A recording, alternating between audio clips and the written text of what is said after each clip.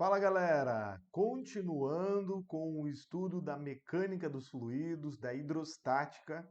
Lá na parte 1, nós estudamos densidade, pressão, o princípio de Steven, vasos comunicantes, e agora a gente segue para a parte 2 e começamos com a proposta de Pascal. O princípio de Pascal diz que o acréscimo de pressão em um fluido é transmitido para todos os pontos do fluido, inclusive sob a parede do recipiente onde esse fluido se encontra. Então, para exemplificar, eu coloquei um tubo de pasta de dente. Imagina que você vai usar esse creme dental. Aí você vem e aperta bem aqui, ó, onde eu estou marcando um pontinho vermelho. Você vem e exerce uma pressão bem aqui. Quando você exerce a pressão aqui, ela não fica só nesse ponto. De acordo com o Pascal, essa pressão ela é transmitida para todo o fluido, para todo o fluido.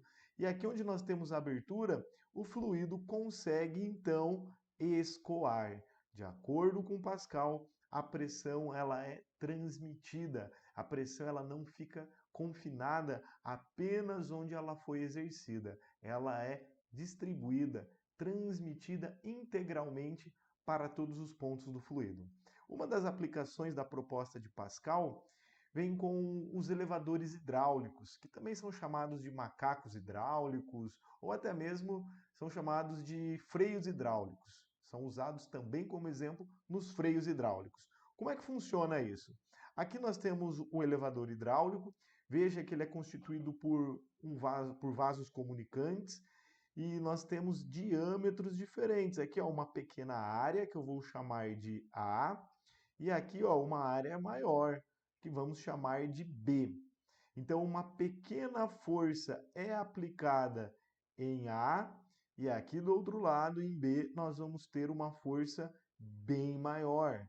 Então, se de repente você levou o seu carro na oficina, poxa, o seu carro tem uma grande massa. E aí, para levantar ele, foi usado um elevador desse tipo, um elevador hidráulico.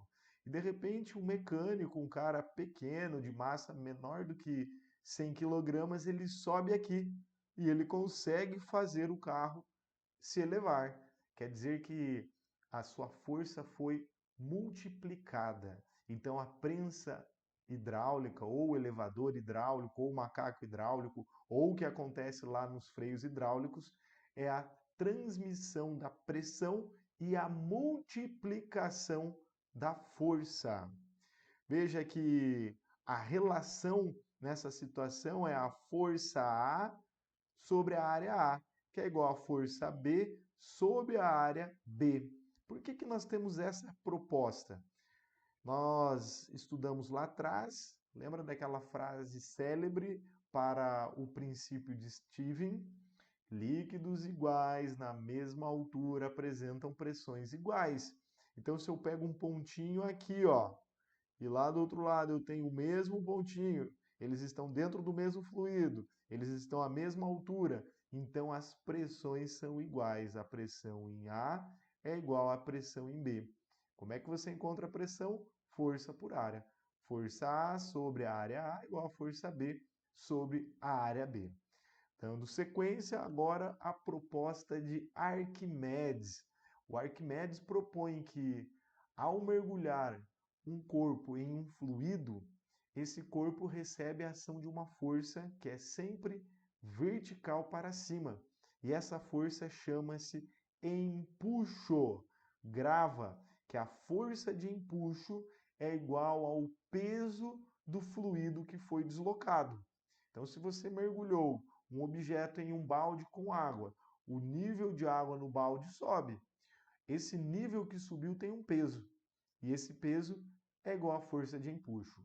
Matematicamente, o empuxo pode ser dado por essa expressão. Olha, o empuxo é igual à densidade do fluido, não é a densidade do corpo que foi mergulhado, é a densidade do fluido, vezes o volume do corpo que foi mergulhado. Às vezes ele é mergulhado parcialmente, às vezes ele é mergulhado totalmente. O que você vai colocar aqui, ó, é a fração que está mergulhada apenas, não é o volume total do corpo, a não ser que o corpo esteja totalmente mergulhado nesse fluido, vezes o G, que é a aceleração da gravidade. Já que o empuxo é uma força, no sistema internacional, trabalhamos com o Newton, a densidade do fluido no sistema internacional, quilograma metro cúbico, o volume em metro cúbico e a aceleração da gravidade em metro por segundo ao quadrado. Temos um exemplo. Veja que esse objeto ele está no interior de um fluido. Esse objeto ele tem massa, então ele tem uma força-peso que o puxa para o centro do planeta. Como ele está mergulhado no fluido, o fluido exerce uma força, e essa força é chamada de empuxo. Aqui algumas situações podem ocorrer. Vamos lá.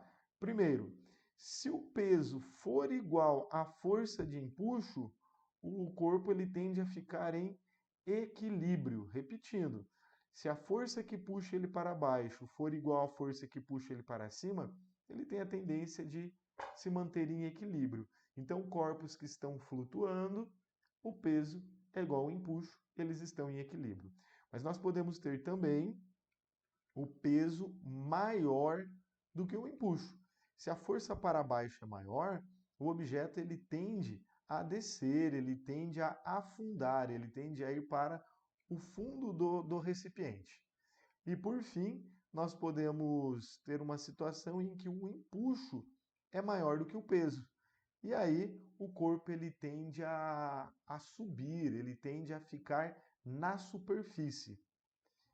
Assim, nós analisamos as forças, a dinâmica aqui da hidrostática. Quando você está brincando na piscina, você tem a impressão de ser mais leve. Isso porque a água exerce uma força vertical para cima, que acabamos de estudar, o empuxo. Então, o empuxo te empurra para cima. Por isso que você tem essa sensação de ser mais leve. Essa sensação de ser mais leve, nós vamos chamar de peso aparente.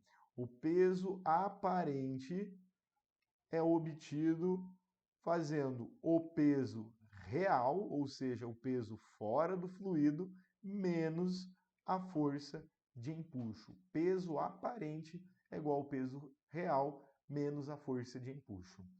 Aqui nos exemplos, eu acabei falando do fluido mais especificamente líquidos, né? Falamos de um corpo, aí ó, tá na imagem, uma esfera no interior de um fluido, de um líquido. Falamos lá atrás da prensa hidráulica, mas grava que fluidos são líquidos e gases. Então, o ar ou qualquer outro gás, ele também pode gerar a força de empuxo. Quando você solta um balão que contém gás hélio, por exemplo, esse balão ele sobe. Por que ele sobe? Porque a força de empuxo está empurrando ele para cima. E qual é o fluido que o balão está mergulhado? O ar, uma mistura de gases. Então, tudo isso vale também para os gases. Valeu, bons estudos e até o futuro!